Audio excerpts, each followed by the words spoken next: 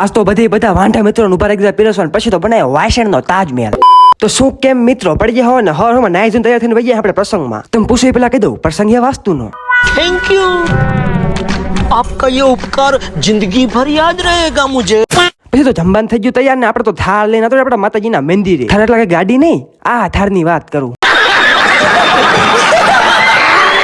પછી તો જમવાનું થઈ ગયું ચાલુ ને પછી તો બધા વાંઢા મિત્રો ના રાખી દીધા ઉભા. આ છોકરા કેવા સેવા કરે, તમારા હક પણ વેલા થાય.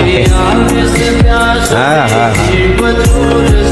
પછી તો આપણે કેટલું બધું કામ કરીને બેસી ગયા જમવા. ખાઈને તો બધા ગાયબ થઈ ગયા. ચા વહી જાય, પાછા આવો પાછા. ખાઈને પછી આપણું મેન કામ ઉપર લીધું વાસણ. પછી તો આમાં આપણે સીધા તો બેવીને બનાવ્યો વાસણનો તાજમહેલ. અને પછી તો ગા બાલન મીંડા વાસણ લુખવા. અને પછી તો વાસણ ને ટ્રેક્ટરમાં ભરવાનું કર્યું ચાલુ. અને એમાં અમારા બે વડીલો મીંડા વાસણ ગોઠવા. ઈ ભલે વાસણ ભરતા, આપણે ચા પી લેવી. પછી તો આપણે નાના છોકરાનો ઉપયોગ કરીને મગાઈ લીધું એની પાસે પાણી. You very chalak, bro. પછી તો વાસણનો ભરેલો રથ લઈને થઈ ગયા હાલતા.